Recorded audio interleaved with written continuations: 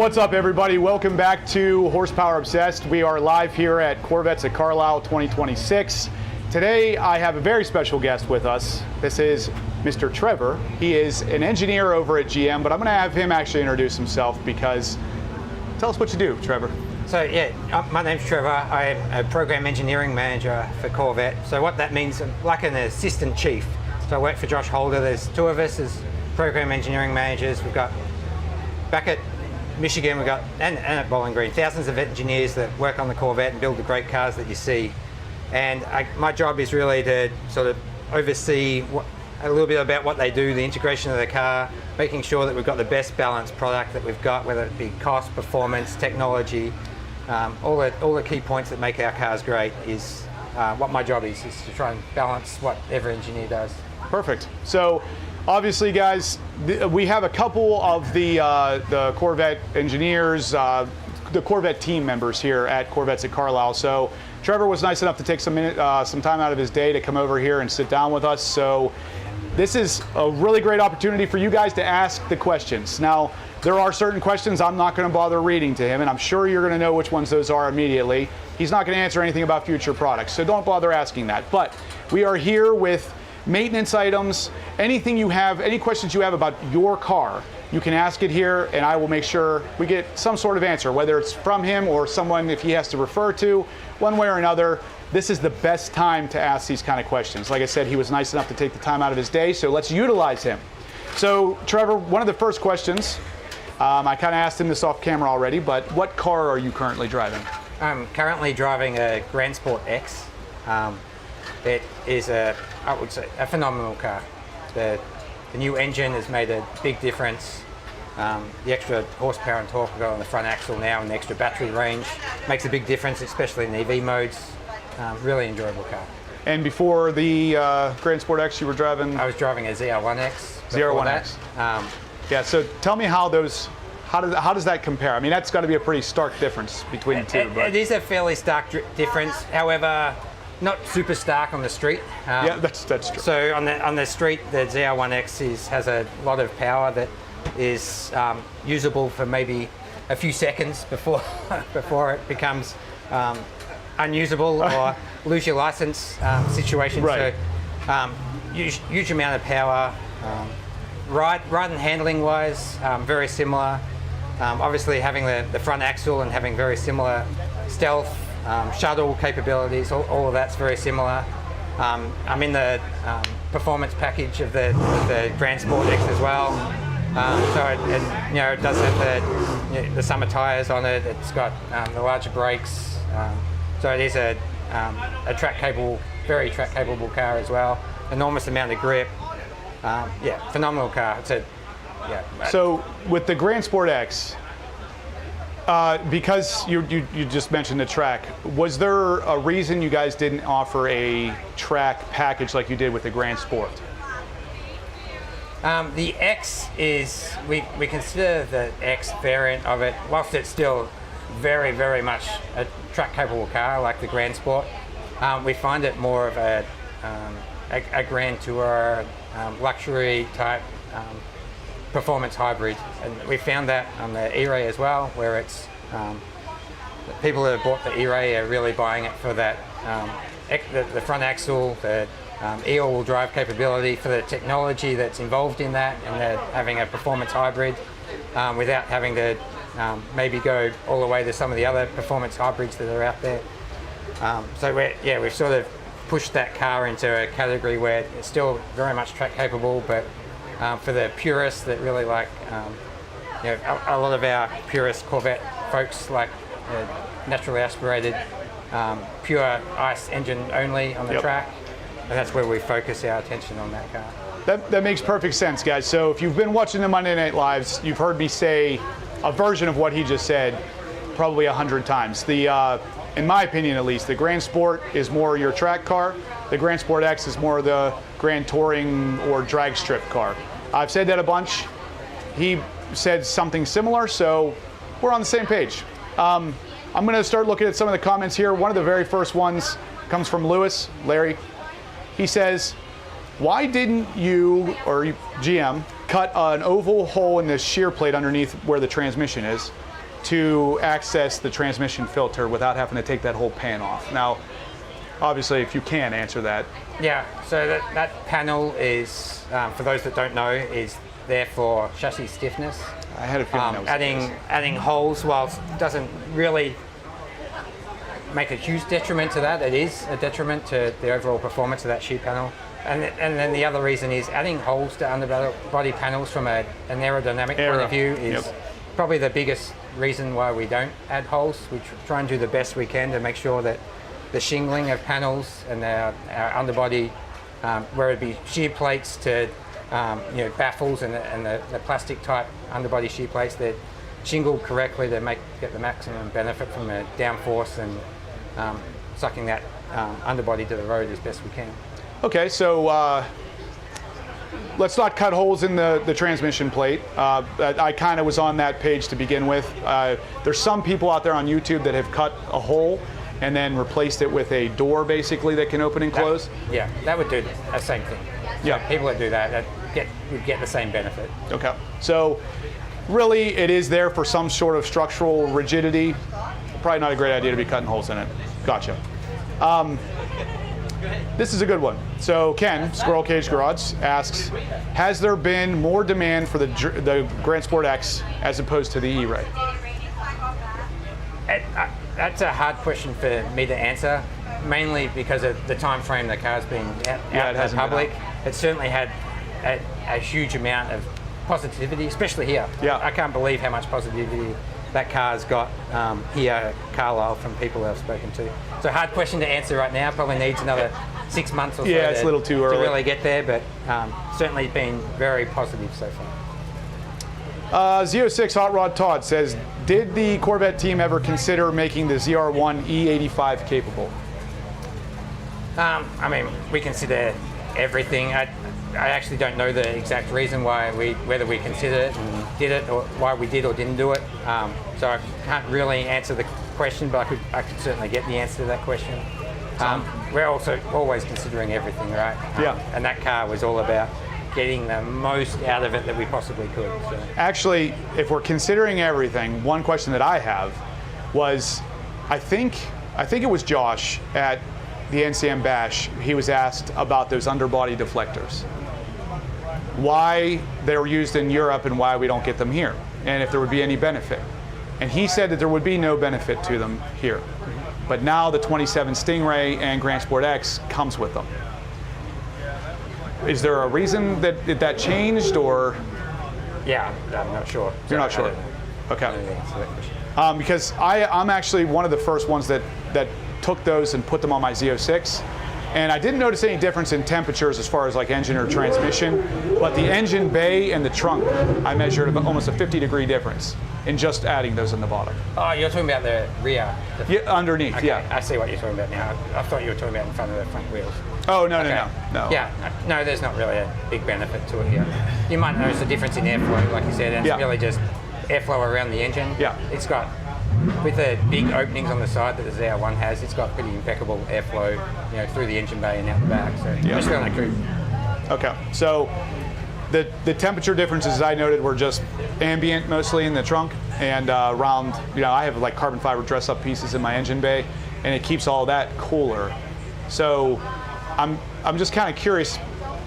Adding those to the 27s when the 26s and down didn't get them, but they did overseas. I know why they got them overseas. They had a special gas particulate. Yep, that's filter. why it was done overseas. Right, exactly. But just curious. No, you're not sure why they would have added them for the 27s? No, it would only be for airflow. So it would only be for okay. It doesn't really provide any benefit other than that. You get maybe some temperature and airflow around the engine bay. Okay. Let's see. Larry says, I'm a hardtop convertible guy. Let me get that back. And he says he sees more and more posts about the cables on the hardtop convertibles breaking. Is there anything being done to improve the reliability of those cables? There has been, yes. Okay, there has been. I love it. Let's see. Is there going to be any noticeable difference in driving between E-Ray and Grand Sport X?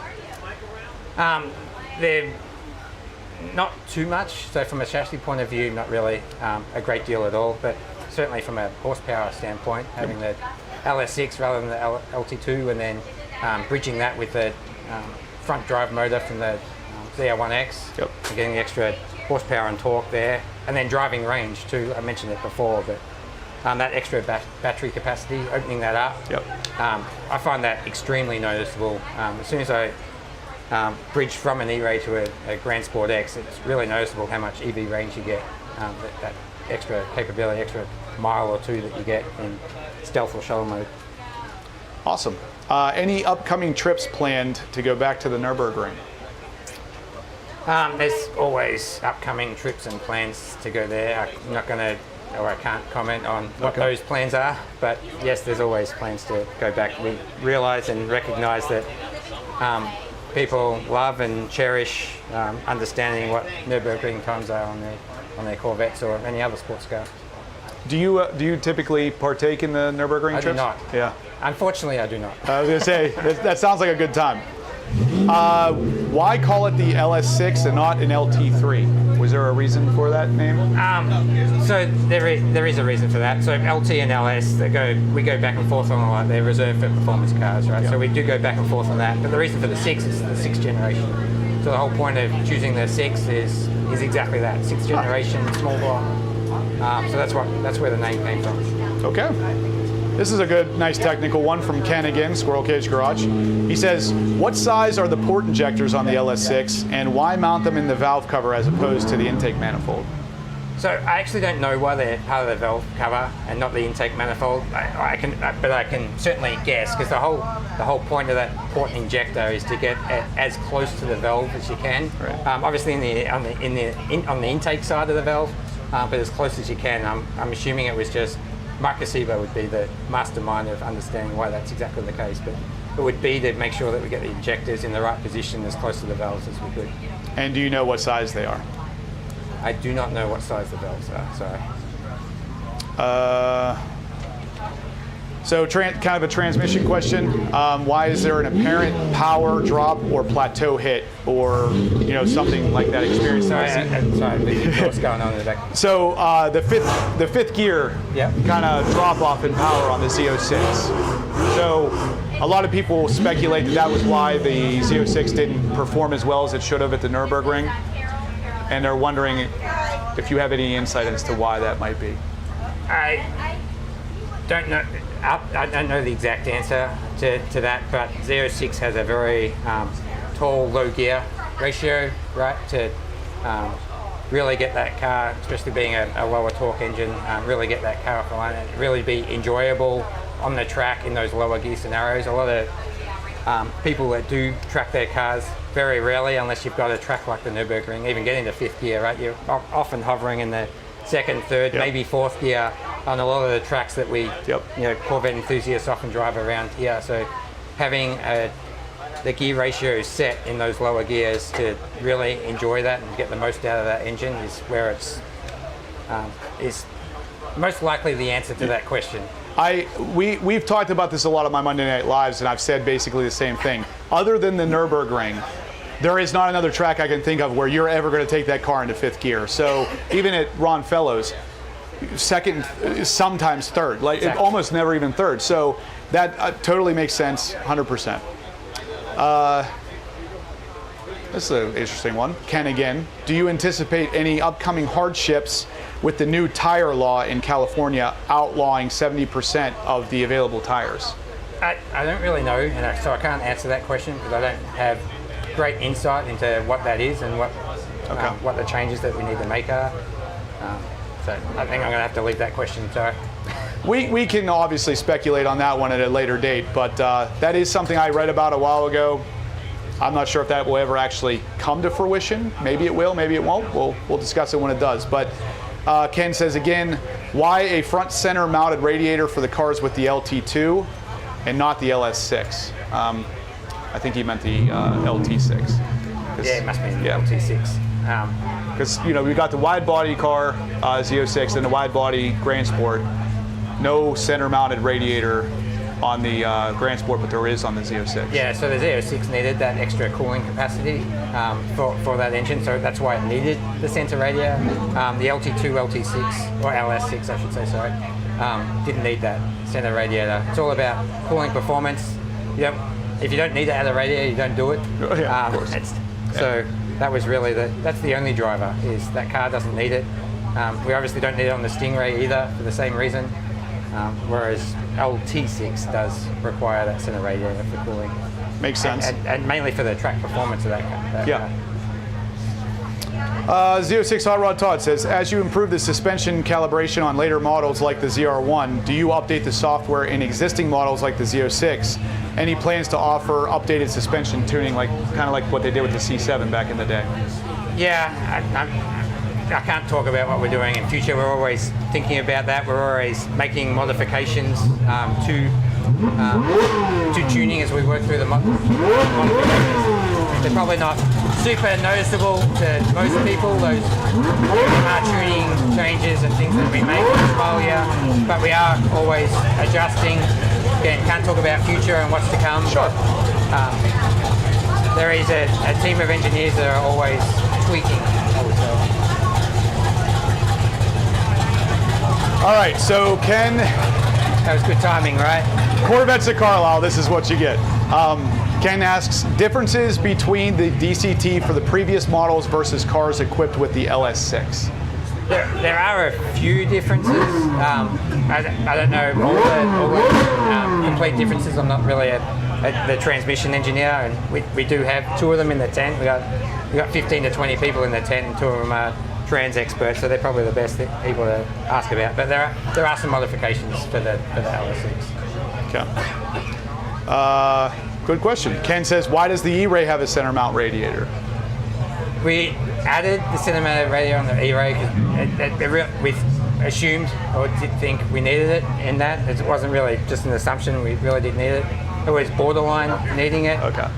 More testing drove us out of it, and the LS6 really didn't need it. Gotcha. All right, so yeah, there's a Z06 in the background making noise. Yeah, exactly. This is going to be an interesting question. I don't love the way this one's worded, so I'm going to word it differently. There's a popular modification currently for the C8 Corvette specifically that is a throttle controller. So there is in my experience, there's a decent amount of lag or dead spot built into especially the Z06 throttle. This throttle controller obviously helps negate that a little bit. This person's asking, was that something basically you guys did on purpose? Was there a reason for that? Yeah, I can't really answer modification questions. I don't know how to answer that question. Okay. Was there any reason that something like that would have been added? Like kind of like when we'll say, I'm just going to throw percentages out there. This isn't necessarily fact, but let's say you're on the throttle 10%. It doesn't really start doing anything until you're at like 12 or 15, we'll say. It is. That Z06, I've spoken to a lot of customers today, it is extremely track focused, that car. It is. We sort of made that as, almost as extreme as we possibly could on purpose. Okay. And the throttle progression is part of that too. I agree. You need to be in the pedal on that car to really draw the excitement out of that car, and it was done on purpose. Yes. Perfect. So if you're not tracking it, the throttle controller might give you a little bit more, explosion, we'll say, right off the bat. Whereas if you're on the track, you're going to want that more linear response, something you got a little bit more control over. Yeah, if Corvettes were electric, they'd be a lot quieter. So all these cars going by here, disrupting everything. Someday you guys will miss this. So don't ask for any of that too soon yet. Let's see. I don't know if you'll be able to answer this one or not, but will C8 Corvette models be able to still get OTAs, over-the-air updates, after the factory-provided connectivity period ends? Yeah, we still offer OTAs. There's a certain time period we offer OTAs for, and that would still be the case. So, yeah. Eclipse I'm not sure who this is, but it says, I know nothing about cars, but I'm here to support my uncle. So someone in this room has a niece or nephew that is on this channel currently. It might be me. I don't even know. Yeah, I'm not sure if that's somebody I know or not. What else we got? So we kind of talked about this. Where did the name for the idea for the name LS6 come from? Was it just something you guys knew you were recycling? Yes, Okay. we did. And like I said before, 6th gen is really where the 6 came from. Okay. And then LS, LT, we go back and forth on. Okay, that would be Uncle Danny, apparently. Okay. All right, no problem. Let's see what else we got here. This thing keeps... Any other questions, Ken? You got to have something more for me. Keep them coming. What's your new favorite color?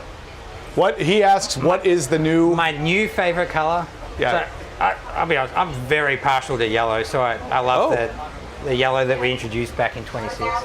And actually my Grand Sport X is all yellow accent. I got the new pitch, I love pitch. I was going to say, Love the is grey that yours colours. in the tent, the pitch gray metallic? Mine's not the one in the tent, mine's out the back, but yeah, mine's the pitch grey metallic if you see it, with That is a good the colour. yellow hash marks and the yellow accents on the inside. So yeah, I always sort of either get a yellow exterior or I have some yellow accent on it some point. That's interesting. I really like the pitch gray though. If you can type them in there, Ken, I can put them up on the screen. Yeah. What's that? Tail light? Did I miss one? Oh, I did miss a bunch. Why no clear tail lights from factory on the Z06, ZR1 like you did with the C7? Why no clear tail lights? Yeah, like the Z06, C7, Z06. Yeah, so regulatory-wise, we have to have a certain level of red in the tail lamp, and then the tail lamp assembly is the way the tail lamp's set up. You can do it multiple ways, so you could do it that way, but the way we adapted to do it was do it in the lens rather than in the LEDs, etc. itself.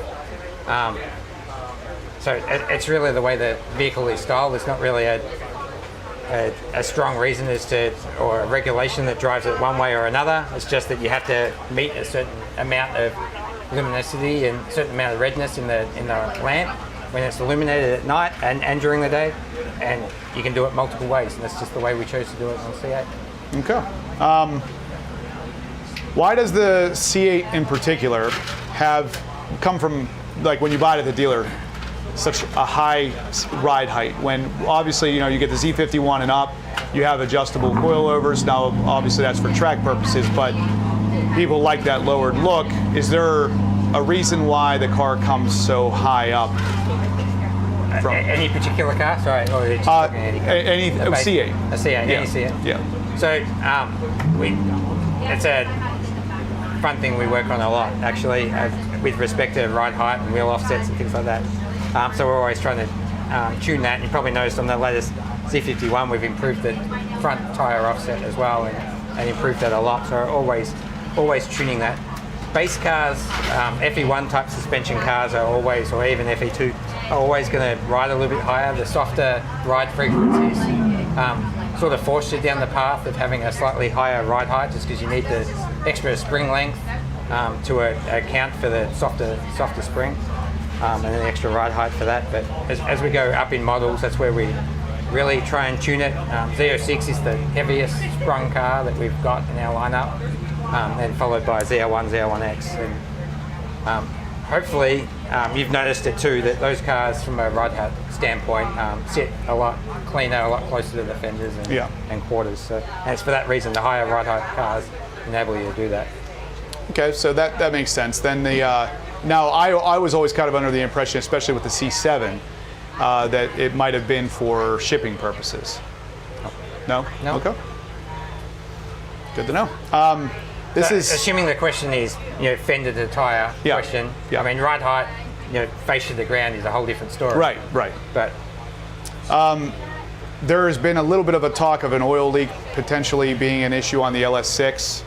I don't know if you have any information on that or if you want to comment on that. Some people have noted that they might be having a slight oil leak. I've seen that too. I've seen the website about it. I don't really have a comment on it. It's not a problem that we have or are working on because we don't believe it's a problem. But yeah, I've seen the same blogs and website. Okay. Oh, okay. Why? Any idea why the Corvette team decided to have a front lift car with, obviously on Z51 and up, you obviously have your adjustable suspension, but they made the front lift then not adjustable? The reason is purely packaging. You just don't have the space between, packaging the hub, the damper assembly, spring to get the right spring height, and the car's got extremely low, especially in the front, right? Extremely low fenders, as closely wrapped to the tyre as we can. Yep. There's just not the packaging space to package that E60 mechanism underneath an adjustable coil spring, lower spring seat. So that's the reason why. Just there isn't the space for it. That's why we often recommend for folks that when they're asking should they get E60 or not, what are they using the car for? Right. Because if you really are going to focus that car on doing a lot of track driving, maybe E60 is not great for you. You're doing it mostly street driving, or obviously you've got a steep driveway, or you live in Michigan with a lot of potholes. Right. Is that where you live? That's Michigan? where I live. Okay. Yep. It's a good enabler. Do you happen to know what the status of the availability is on the electrochromic roof? So it's close.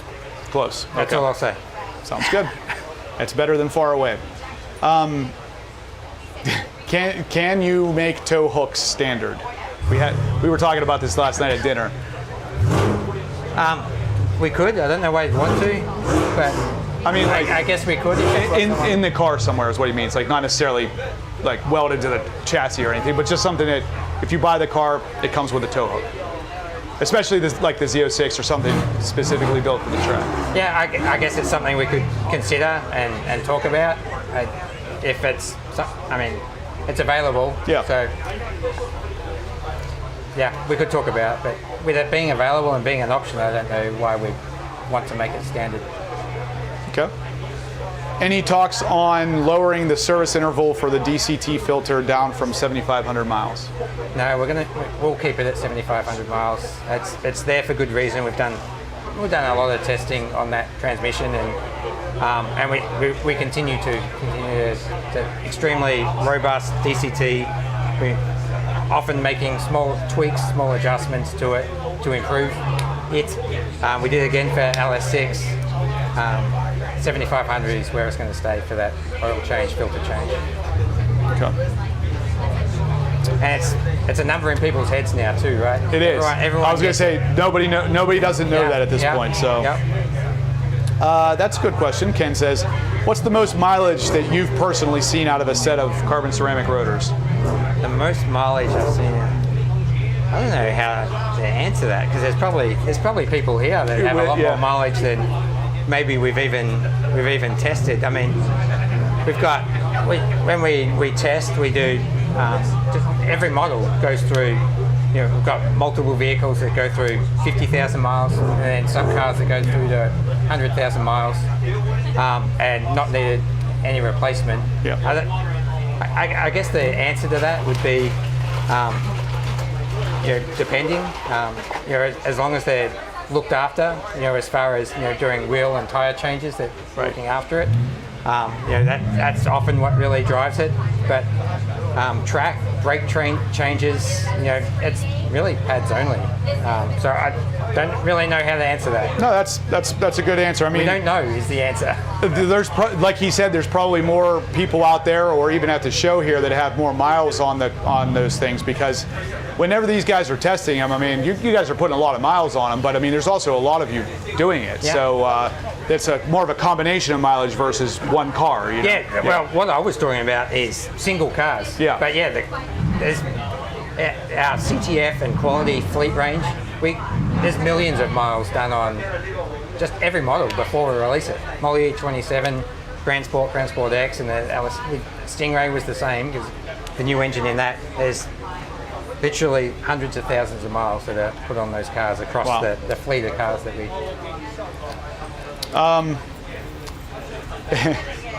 Tech Speed asks, the Z06 is so track focused. Does that make it harder to have a comfort focus for this variant? My wife made me ask this. It does. Unfortunately, it does. It is a stiff riding car, especially the FE7 version. Right. Or Z07. FE7 is the suspension code, but Z07 is the whole package. That's an extremely stiff riding car. I was actually talking to a customer yesterday that was asking about, or had a very similar question about that too, owning a Z06 and recognising how hard it is in riding. Even the different MR suspension settings, there's only so much you can do in a really heavily sprung, high ride frequency car. That there's only so much that you can do with the damper. And it's a credit to our ride and handling team. They've done everything they can with that damper to soften it in tour mode as much as we can. But a heavily sprung car is going to ride harshly, unfortunately. Yep, and that car was very focused towards that track. Yeah. Yeah, you can't have it both ways usually. It's a track performance car or it's a soft riding car. It's usually not both. Yep. So this is a question I don't expect anybody to really have any good answers for, but Hot Rod Todd asks, have you made any progress with carbon fiber availability to reduce related constraints? I would just say yes. Yes. We're always making progress. There you go. I can answer that question. Trending up is... Can't get into details, but progress, yes. Opinion or worries about the new upcoming Dodge Copperhead? Again, doesn't exist yet, so probably...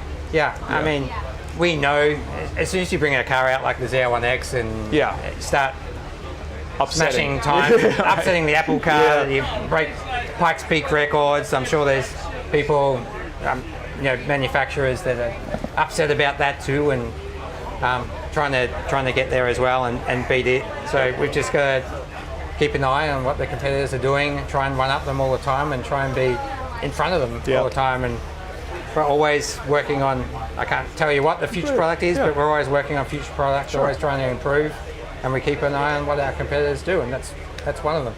So competition breeds innovation, guys. Competition's a good thing. If somebody comes out with a faster car than a Z01X, you know Chevy's coming out with a faster car than that car. So this is a good thing for us.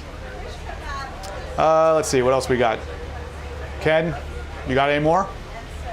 Actually, yeah, on the new interior design, in the instrument panel cluster, you can't customize the right side of the screen, only the audio shows. That's right, you can't. So yeah, it's a great answer. You can't. The left-hand side is the only thing that's customizable, and the aux display. So you can still get 5 gauges across. With aux display having 1 gauge, as long as you're in Tour or Sport, the left-hand side of the cluster, and then 3 gauges in the Performance app. But yeah, unfortunately, the right-hand side is really audio, phone, and navigation controls. And you guys wanted it that way specifically? Yeah, it's an important part for how a lot of our customers use the car. We did set it up that way. We recognize the feedback. We take that feedback back. So yeah, I guess I'm understanding of the feedback. We've had that question ever since we did the MCM facelift. Thankfully, I can't believe the overwhelming support that facelift has provided. Even here, everyone that sees it has a 26 or beyond has really loved that facelift. The car needed it. Yeah. That extra display enhances it. Okay, I know some people might like to have something else in that center display. Often they use that for their nav. So maybe a gauge on the right-hand side of the cluster would be nice for them. But it's not that you can't do it. You can set up the displays that way, and you can't meet everyone's needs. Unfortunately, you got to balance. That's really what my job and a lot of our jobs is really to balance the needs and the work to try and cover as many of our customer base as we can. This is a good question. Engineered Insanity says, if you had to choose a C8 to drive daily, which one would you pick? As a daily, I would actually pick what I'm in now. GSX. A GSX. It's bang for the buck. It's pretty hard to beat. As much as I love a Z01X, that was a tremendous daily driver too. I trip a lot to Bowling Green, and that was an impeccable car to sit 8 hours in. Rides really nicely. It's a great daily car as well. But my budget doesn't quite support that. But the GSX, let's say no budget at all. No budget at all. I would choose ZR1X as a daily if I had if budget was unconstrained. Could you imagine having a ZR1X as a daily driver? I mean, seriously, that's insane. It's pretty. Yeah, you're exactly right. 5 years ago, to say I'm going to daily a 1250 horsepower car, with a warranty, yeah, exactly. Any thoughts of bringing factory ambient lighting to the interior? Factory ambient lighting. I guess it's a good thought. There's a lot that do it and do it quite well. Something we have talked about and could talk about again. I'm not going to say never, but yeah, it's not something we've got right now. Okay. Oh yeah, this is a good question, Bill. The seat on the C8 Z06. I'm not sure if any other models do this or not, so it might be more than just the Z06. On the 23 Z06 that I had, the seat memory was perfect every time.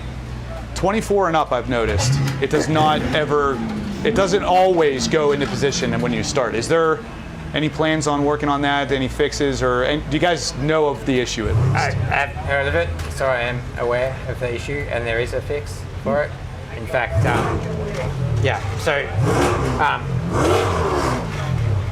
just to talk about Z06 is off an E68 engine controller. That engine controller, you'd be surprised how much every module in the car needs to talk and communicate with every other module. That E68 module, the controls within that module are extremely complicated, and there was a particular signal that went from one module to the other that wasn't capturing in time. So in some key cycles, maybe 1 in 100 key cycles, you'd probably find that the memory seat wasn't automatically going to the right state. Right. I can tell you there's a fix coming for models prior. 2027 got the fix. So yeah, for Z06 customers or anyone with the E68, which there's a few models in that range with E68. So there is something coming. There's something coming. Do you hear that, Bill? Fix is coming. Keep an eye on your OTA. Make sure you select it. You should see an improvement in that performance. Okay. I'm not familiar with this, so I'm just going to read this out to you, see if you know. Did the issues with 23-NA-176, it's a TSB, the park actuator get worked out? The park pole? Yeah, I think so, yeah. Yeah, it has. It has, okay. That has been worked out. Let's see. Yeah, like I said, some questions I'm not going to read because there's no point talking about theoretical future products, stuff like that. It's not going to be able to be answered anyway. I like my job too much. Yeah, he likes working where he works. Can you ask David to stop revving his car? It's probably not just him. Let's see. Any plans on using, or is there already any need for higher speed communications like Ethernet, etc., versus CAN bus? Well, people probably know that GM are working on different systems, but right now CAN is robust. It's working for us. The communications within our car and the needs and the demands of our car support the CAN bus strategy that we've got in Corvette and in C8. So nothing right now. Okay, nothing right now. So Larry says he really appreciates Trevor and all the team, Corvette guys, and everybody answering the questions and interacting with us, helping us understand why some decisions are made. Corvettes are number one. Yeah, thanks, Larry. So I'm fortunate to be sitting here and talking to all of you. Like I said, we've got 15 or 20 people in the tent that would probably love to be sitting where I am right now, and thousands of engineers back in Warren and Bowling Green that I'm probably doing an injustice to them sitting here and answering the questions that I can. So we've got a very talented group at both Warren and at Bowling Green, and I'm lucky enough to be here and have the job that I've got and control some element of that. It's a dream job. Oh yeah. And yeah, I can imagine. So one of the biggest reasons why it is Trevor sitting here is last year it was last year. Yeah, last year at Carlisle. He was the one that just so happened to take the time out of his day to help me make a video for you guys showing you the 2026 interiors. And he was super knowledgeable about that product. If you guys watch that video on the channel, he knew every question I asked him. He knew why they did this, why they did that, everything. It was super nice, and he was a super nice guy. So obviously, I appreciate you coming on the channel and making this happen for all these guys. Obviously, I have a lot of subscribers here that appreciate it as well. But that's a good question, actually. One last question. I'm going to ask. This is going to be the last one for you, not including the C8. What is your favorite generation Corvette? Oh, that is a good question. I would say it's changed. So you can probably tell from my accent, I'm not from North America. I'm from Australia, and there is a very limited number of Corvettes. So whenever you see one, I was in awe. And C3 for that reason was one that I saw the most of as a kid. Like you do, it's a pretty popular breed still, and we made a lot of them, and they're an extremely good looking car. So I would say that whole era, and even while I was at Holden before I moved here, I was just going to ask you if you worked there. I would say C3 was probably my favorite generation for that reason, just from the love of it through my childhood. Awesome. Since being here, I may be partial even more to the earlier generation. So really, I do love a C2. Nice. There you go, guys. So, Trevor, I really appreciate you coming out here again. Yeah. Thank you for taking the time. I know that the subscribers appreciate it as well. Yeah. Thanks for having me. Yeah, you're very welcome. So, guys, if you can, please smash that thumbs up button. Let Trevor know that his time here wasn't wasted, and it'd be awesome. So, really appreciate it, Trevor. Guys, stay tuned for the next live we have coming. We're going to also get Josh Holder on here in about 2 hours. So, if you have any more questions, think them up now. And I'll run, if you have any more questions for Trevor specifically, I'll run them past him as well. But we got Josh Holder in about 2 hours. Stay tuned for that. But otherwise, that's it. Smash the thumbs up and stay obsessed.